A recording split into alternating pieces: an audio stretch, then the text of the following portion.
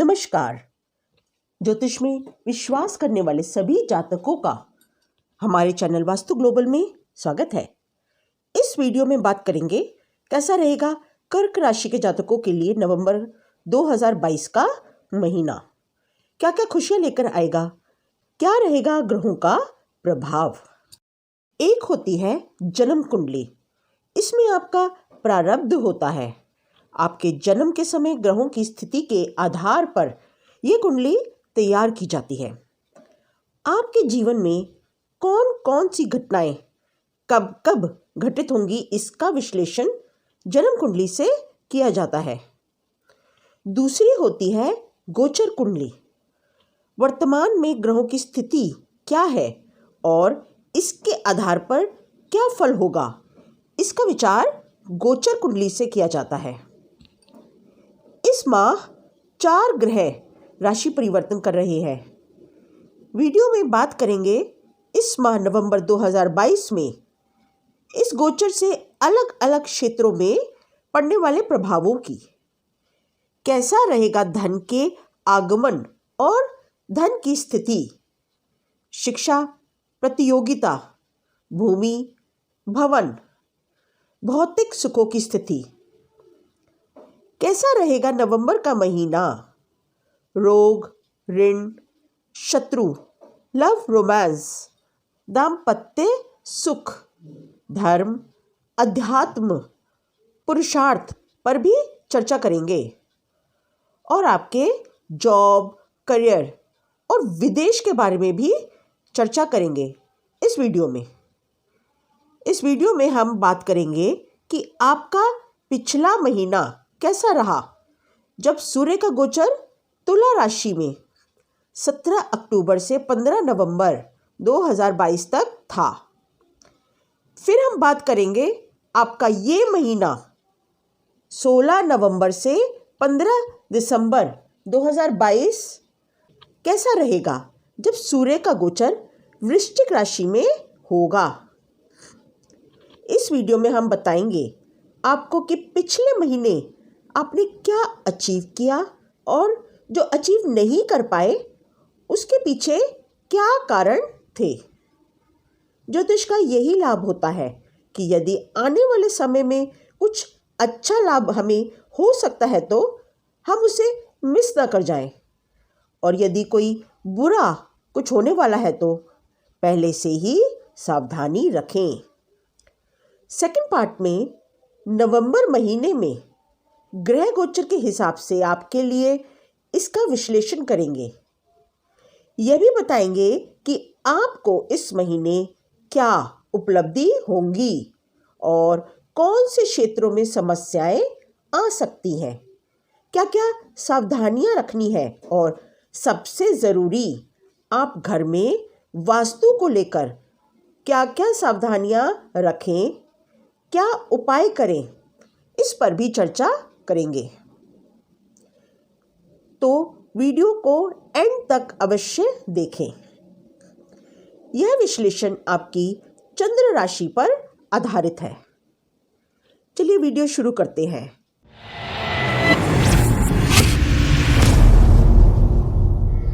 बात करेंगे कर्क राशि के जातकों की कुंडली में 12 भावों में ग्रहों की स्थिति। तो ये है कर्क राशि के जातकों की कुंडली। गोचर कुंडली में वर्तमान में ग्रहों के आधार पर भविष्य फल का कथन किया जाता है। नवंबर का महीना कर्क राशि वाले जातकों के लिए कुछ विशेष परिवर्तन के योग बना रहा है। सकारात्मक परिवर्तन। आपकी कुंडली में 4 महत्वपूर्ण ग्रह राशि परिवर्तन कर रहे हैं। मंगल 13 नवंबर से आपके एकादश भाव में आ जाएंगे पर वक्री अवस्था में रहेंगे। सूर्य का गोचर अभी चतुर्थ भाव में है। 16 नवंबर से सूर्य पंचम भाव में गोचर करेंगे। बुध जो अभी चतुर्थ भाव में गोचर कर रहे हैं वह भी 13 नवंबर को पंचम भाव में गोचर करेंगे और इनका यहाँ बुध आदित्य योग बनेगा। शुक्र जो अभी चतुर्थ भाव में गोचर कर रहे हैं वो भी 11 नवंबर को पंचम भाव में आ जाएंगे। शुक्र और बुध से लक्ष्मी नारायण योग बनेगा। शनिदेव सप्तम भाव में गोचर कर रहे हैं जहां वह सस राजयोग भी बना रहे हैं और 23 अक्टूबर से मार्गी हो चुके हैं। देवगुरु आपके नवम भाव में गोचर कर रहे हैं और देवगुरु बृहस्पति भाग्य स्थान पर 24 नवंबर से मीन राशि में ही मार्गी हो जाएंगे। केतु चतुर्थ भाव में और राहु कर्म भाव में गोचर कर रहे हैं। तो ये है ग्रहों की स्थिति।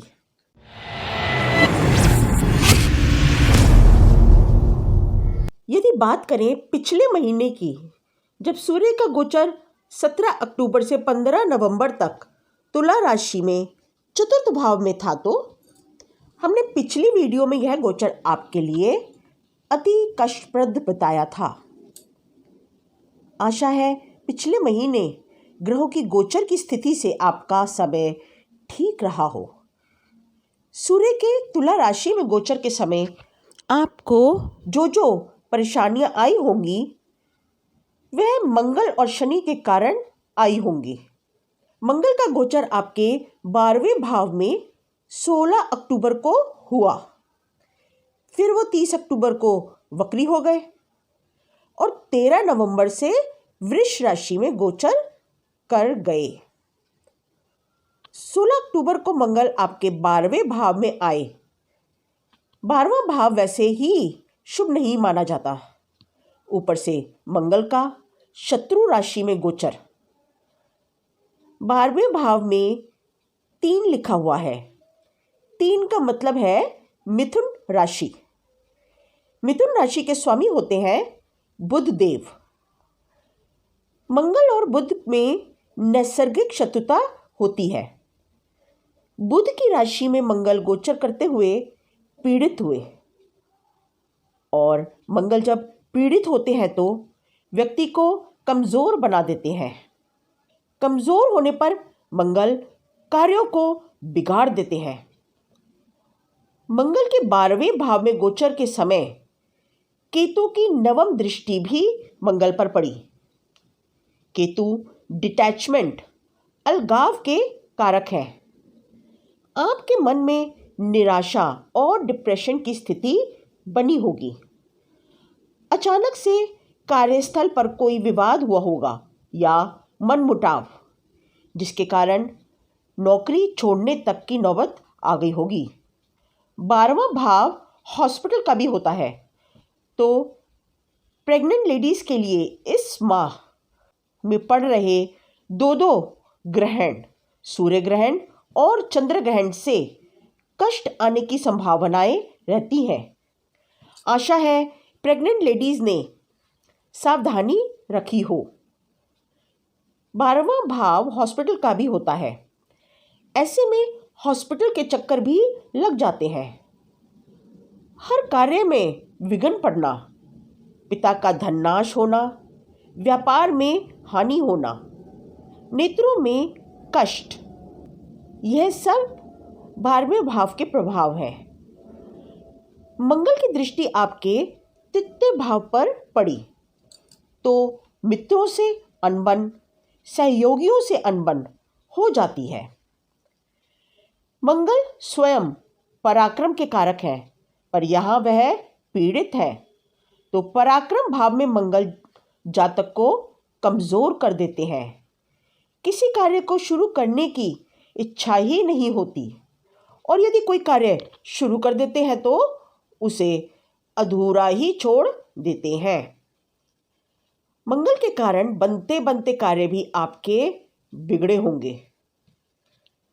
मंगल की दृष्टि छठे भाव पर भी पड़ी तो जेल यात्रा के भय, झगड़े में चोट लगना तथा धन हानि का भय रहता है।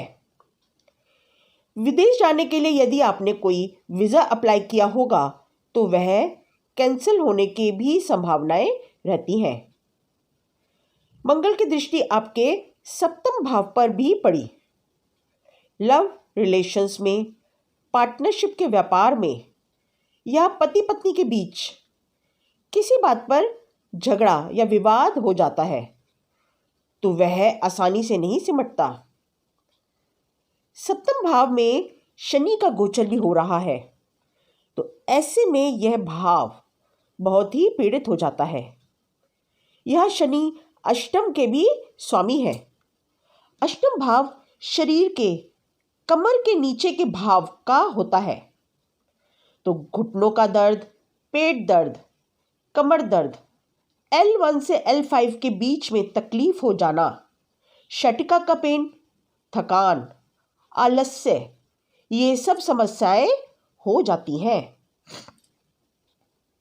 मंगल का गोचर 12वें भाव में और सूर्य का गोचर चतुर्थ भाव में, तो धन को लेकर, धन के संचय को लेकर, प्रॉपर्टी को लेकर विवाद हुआ होगा।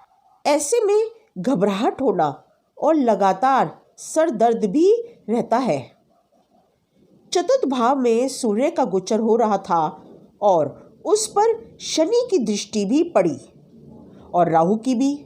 कभी कभी ऐसे में जातक नशीले पदार्थों पर धननाश करता है। इन स्थितियों में दुर्घटना का डर भी रहता है। भौतिक सुखों में कमी आती है। माता का स्वास्थ्य भी खराब हो सकता है। यदि पिछले महीने आपके साथ भी ऐसा कुछ हुआ हो तो अवश्य शेयर करें ताकि और सबको भी जानकारी प्राप्त हो। हालांकि ये सब सबके साथ नहीं होता।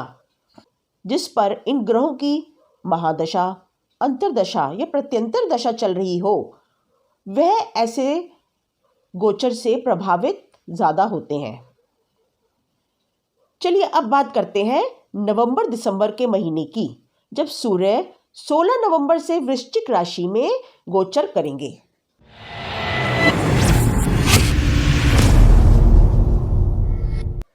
यह आपके पंचम भाव में आ जाएंगे। सूर्य का गोचर वृश्चिक राशि में होगा। यह गोचर आपके लिए सामान्य होगा। सूर्य का गोचर पंचम भाव में संतान के लिए बहुत शुभ होता है। यदि उच्च शिक्षा के लिए सोच रहे हैं तो यह समय अच्छा रहेगा। माता का भी सहयोग प्राप्त होगा। शिक्षा के लिए अचानक धन की प्राप्ति होगी। मंगल इस गोचर में एकादश भाव में है। मंगल एकादश भाव में बहुत अच्छा रिजल्ट देते हैं, लेकिन इस महीने मंगल वृष राशि में है जो इनकी शत्रु राशि है। यह मंगल कुछ कमजोर रहते हैं, तो यदि आप पिता का धन अपनी शिक्षा में लगाएंगे या अपने व्यापार में लगाएंगे तो अभी ना करें, थोड़ा विलंब से अगले महीने इसका विचार करें। इस वर्ष देवगुरु बृहस्पति आपके भाग्य भाव में गोचर कर रहे हैं। यदि आप विदेश में कमाने जाएंगे तो धन लाभ होगा। यदि आप डॉक्टर हैं तो अच्छे डॉक्टर साबित होंगे। प्रोफेसर, ज्वेलर, वैद्य तथा लेखक के कार्यों में बहुत लाभ होगा। सूर्य के पंचम भाव में गोचर करने पर देवगुरु बृहस्पति की दृष्टि भी इस भाव पर पड़ेगी, तो ये भाव और स्ट्रांग हो जाएगा। देवगुरु का गोचर इस वर्ष अपनी ही राशि में, मीन राशि में हो रहा है, जिसमें गुरु अत्यधिक प्रभावी होते हैं और इनका शुभ फल प्राप्त होता है। और इस माह बुध आदित्य योग और शुक्र का देवगुरु बृहस्पति से नवम पंचम योग बन रहा है। सूर्य से पंचम में गुरु, बुध से पंचम में गुरु और शुक्र से पंचम में गुरु और देवगुरु बृहस्पति से नवम दृष्टि सूर्य पर, नवम दृष्टि बुध पर और नवम दृष्टि शुक्र पर पड़ रही है। तो ये हुआ नवम पंचम योग। कुंडली का जो पंचम भाव होता है और नवम भाव होता है, यह त्रिकोण के भाव होते हैं और इन पर जब ग्रह गोचर करते हैं और नवम पंचम की दृष्टि पड़ती है तो ऐसे में बहुत ही शुभ योग बनता है। लक्ष्मी का योग। त्रिकोण भाव में जो ग्रह गोचर करते हैं वह धनदायक होते हैं। तो इस गोचर में शुक्रदेव आपके लिए धनदायक होंगे। शुक्रदेव लाभ स्थान के भी स्वामी हैं। तो लाभ स्थान के स्वामी होकर पंचम भाव में गोचर कर रहे हैं। पंचम भाव से धन, लाभ, शिक्षा, संतान सबका विचार किया जाता है और शुक्रदेव को पंचम भाव अति प्रिय है क्योंकि पंचम भाव ऐश्वर्य के, सुख साधनों के, शिक्षा के, क्रिएटिविटी के, लव, रोमांस और संतान की उच्च शिक्षा का भाव है। शुक्र इन सब के कारक हैं। तो शुक्रदेव पंचम भाव में गोचर जब करेंगे तो आपके लव रिलेशंस और स्ट्रॉन्ग होंगे। कोई नया दोस्त बनेगा या कोई जीवन साथी मिलेगा। चतुर्थ भाव में केतु का भी गोचर हो रहा है। चतुर्थ भाव के स्वामी शुक्रदेव हैं। आपको अचानक धन लाभ या कोई प्रॉपर्टी का लाभ या माता से लाभ या कोई वाहन का लाभ भी हो सकता है। सूर्य और बुध पंचम भाव में बुध आदित्य योग बना रहे हैं। उच्च शिक्षा, बुद्धिमान संतान प्राप्त होती है। आप इस योग के बनते सलाहकार बहुत अच्छे होते हैं। जो बात मुंह से निकलेगी वह सत्य हो जाएगी। आपको इस माह में हो सकता है सिंगिंग का भी शौक हो जाए। यदि आप डॉक्टर हैं तो आपका इस महीने प्रदर्शन अति उत्तम रहेगा। किंतु सूर्य का गोचर पंचम भाव में प्रेम में असफलता व अपमान दिला सकता है और शुक्रदेव का गोचर एक्स्ट्रा मैरिटल अफेयर या कोई अवैध संबंध भी करा सकता है। तो कोई भी मित्र बनाने से पहले, स्पेशली मेल है तो फीमेल मित्र और फीमेल है तो मेल मित्र बनाने से पहले उसके बारे में अच्छे से जानकारी लें। धन में कुछ कमी भी रहती है और उदर रोग की संभावनाएं बढ़ जाती हैं। लेकिन बुध आदित्य योग के बनते यदि आप योग्य हैं तो सरकारी नौकरी के भी योग बनेंगे। और यदि आपकी जन्म कुंडली में देवगुरु बृहस्पति की महादशा या अंतर्दशा चल रही है तो यह योग और भी प्रबल हो जाता है। बुधदेव के प्रभाव से आपको इंटरनेशनल कंपनी में computer, IIT sector, commerce, management, accounts, banking के क्षेत्र में जॉब मिल सकती है। आप यदि व्यापार करना चाहते हैं तो भी इस माह बन रहे ग्रहों की स्थिति से आप व्यापार शुरू कर सकते हैं। पंचम भाव संतान का भी होता है तो हो सकता है संतान की अच्छी नौकरी लग जाए और उससे भी घर में इनकम आनी शुरू हो जाए।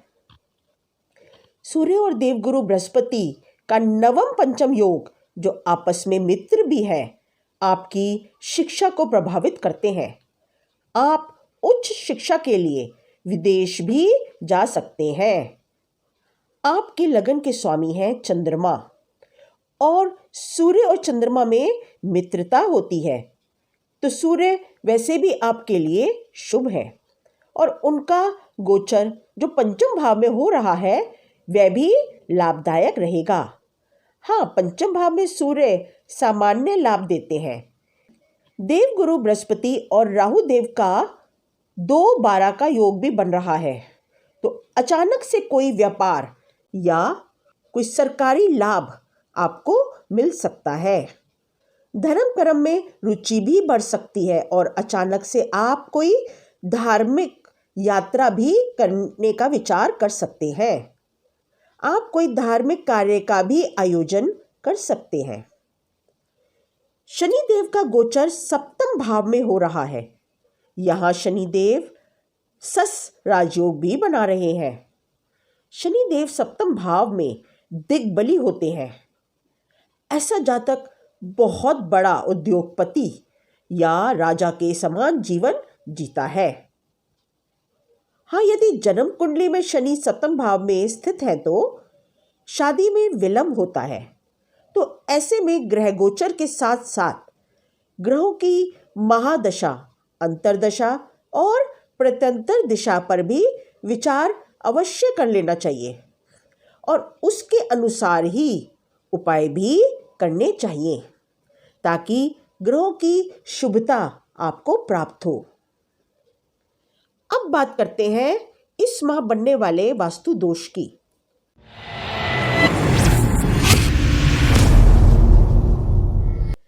तो इस माह ग्रह गोचर से आपके घर में, आपके घर की रसोई में वास्तु दोष उत्पन्न हो सकता है।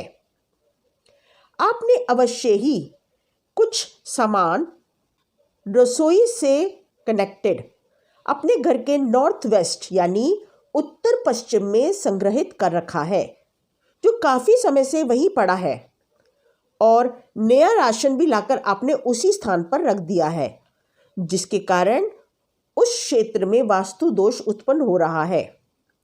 इसके कारण उदर रोग, संतान के लिए कष्ट, हर कार्य में विलंब आ जाता है। तो इस माह वास्तु का उपाय अवश्य करें। आशा है आपके लिए यह जानकारी लाभप्रद रहे। हमारी वीडियो को लाइक करें और ज़्यादा से ज़्यादा शेयर करें ताकि सब तक ये जानकारी पहुंच सके। हमारे चैनल वास्तु ग्लोबल को सब्सक्राइब भी करें ताकि हमारी आने वाली हर नई अपलोडेड वीडियो आप तक सबसे पहले पहुंचे। अगली वीडियो में बात करेंगे सिंह राशि वाले जातकों के लिए ग्रह गोचर के प्रभाव। तब तक के लिए नमस्ते।